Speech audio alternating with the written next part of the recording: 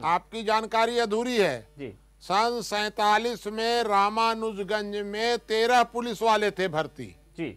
आज भी थाने में 13 ही पुलिस वाले हैं। ठीक है। तो मेरा ये कहना है कि हमको पुलिस पर अविश्वास नहीं हुआ। जी जी। हमने ये कहा कि ये 13 पुलिस, आबादी बढ़ गई, अपराध बढ़ गए, चोरी डकैती बढ़ गई, जी तो ये पुलिस जो है वो उतनी सक्षम नहीं है और सरकार को पुलिस भर्ती करने के लिए पैसा नहीं है। नहीं, देश में जो पुलिस है, पुलिस का रवैया समाज को सुरक्षा देने का है ही नहीं। हाँ, तो अगर वो गुंडे बदमाश लोगों को जेल के अंदर नहीं करती है, शरीफ आदमी को उठा तो बड़ा है। आप अभी 5 मिनट पहले हमसे पूछ रहे थे कि एक बार 1 घंटा के लिए पुलिस हटा दिया जाए, बिल्कुल, तब क्या होगा।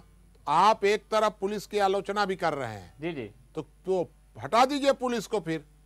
नहीं, तो ये गुंडे बदमाश हावी हो जाएंगे। हाँ, तो फिर तो यही तो मैं कह रहा हूँ कि पुलिस की संख्या उस अनुपात में लाइए जी, कानून कठोर बनाइए जी। एक बार आप तय कर लीजिए और कि शिक्षा को छोड़ दीजिए, शिक्षा को बाद में लेंगे जी। शिक्षा और सुरक्षा जी, यदि इन दोनों में एक ही लेनी हो हमको, जी जी, तो एक ही लेनी हो तो हम सुरक्षा को छोड़ करके शिक्षा नहीं ले सकते हैं। जी जी। ये कभी नहीं होगा, क्योंकि हर अपराधी ये चाहता है कि सरकार शिक्षा को ले ले, भोजन करावे। अच्छा, आप एक बात बताइए। नहीं, ये बताइए आप मुझे, अपराध का जन्म कहाँ से होता है? बेरोजगारी से होता है, गरीबी से होता है, कहीं से नहीं होता है। अपराध का जन्म प्रवृत्ति से होता है। एक भूखा व्यक्ति भूखा रह जाएगा और हो सकता है वो अपराध न करे जी, और एक पेट भरा व्यक्ति, ये जितने बड़े बड़े अपराध कर रहे हैं अभी। अच्छा, तो ए राजा भूखे मर रहे थे क्या? ये राजा भूखे मर रहे थे? ये मुझे बताइए, दिल्ली के साउथ एक्स इलाके में कितने नक्सली रहते हैं? मुझे दिल्ली का पता नहीं है, मुझे रामानुजगंज का पता है। लेकिन सारा का सारा छत्तीसगढ़ जहां से आप आते हैं, वहां पर जो भूखे लोग हैं, यानी जिनके पास आर्थिक अभाव में जो रह रहे हैं, वो अपराधी बने हैं, वो नक्सली बन गए। उन्होंने गलत, तो आपको जानकारी नहीं है।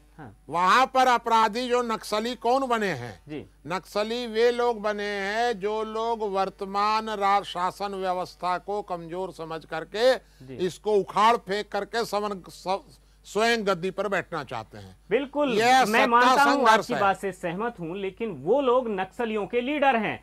आमतौर पर जो नक्सलियों के पीछे जो फोर्सेस चल रही हैं बालकों की, जिनमें छोटे छोटे बच्चे भी हैं, ये सब लोग तो गरीब बालक हैं। नहीं, तो अगर यदि इस तरह की बात सही है, बिल्कुल, कि जो नक्सली हैं वो गरीबों की सलाह पर निर्भर है, तो बंदूक छोड़ करके जी, बंदूक और पिस्तौल छोड़ दें जी, और गांव में बैठ करके लोगों को समझा दें जी, कि भाई हम बिना डर के, बिना भय के जी, हम चाहते हैं, आप लोग बताइए हम ठीक कर रहे हैं कि गलत जी, तो आम जनता कहेगी कि आप सत्ता संघर्ष में मत जाइए जी, हम सत्ता संघर्ष के लिए आपको नहीं बुलाए यहाँ पर जी। तो ये लोग बंदूक के जोर पर अगर कहवा रहे हैं तो आप कह रहे हैं साहब वो जनता कह रही है। कहीं इस तरह की स्थिति नहीं है।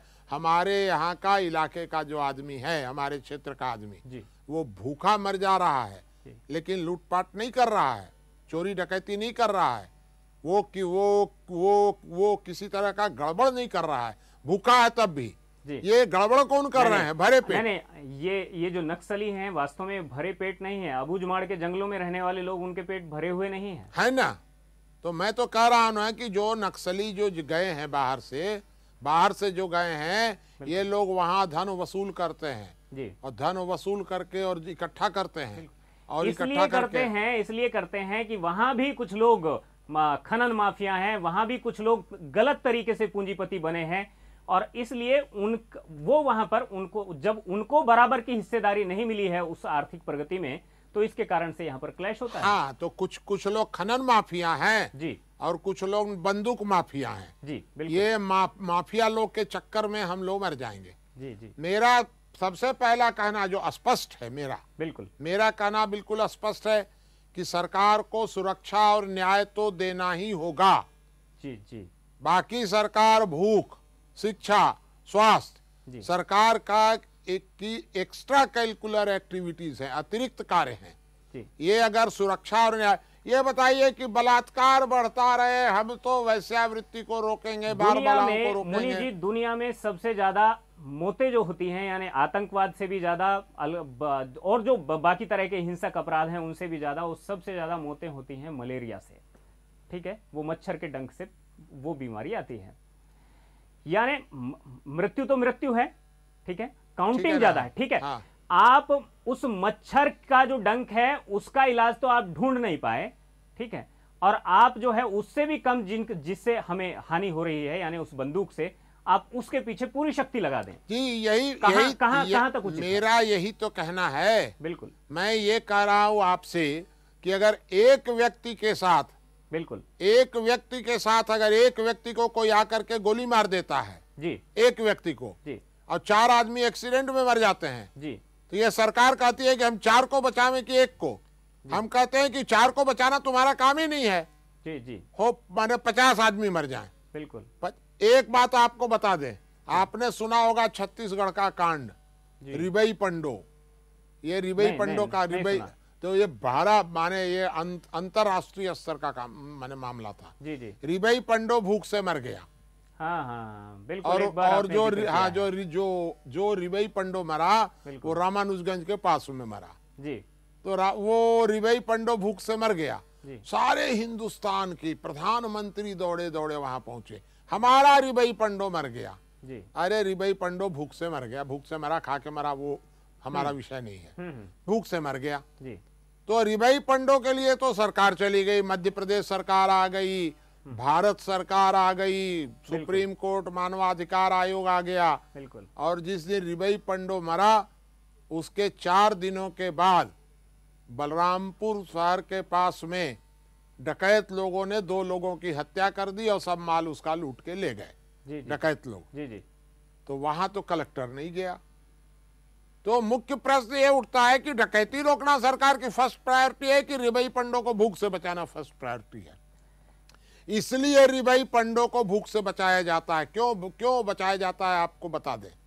ये रिबई पंडो के मामले में सुप्रीम कोर्ट भी दखल देता है, बिल्कुल, और सरकार भी दखल देती है, नेता भी दखल देता है, पत्रकार भी दखल देता है, सब दखल देते हैं। इसलिए देते हैं। मैं तो इतना कहना चाहता हूं, क्या मच्छर के डंक को समाज रोक सकता है?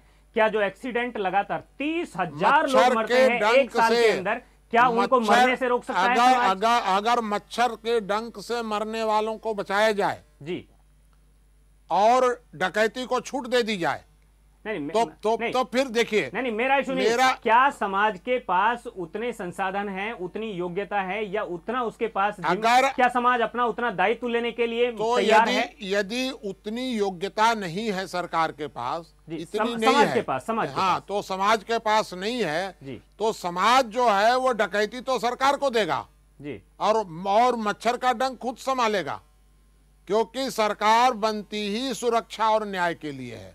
सरकार मच्छर का डंक निपटाने के लिए नहीं बनी है। मच्छर का डंक से छूट दिलाना जी, ये कर्तव्य है जी।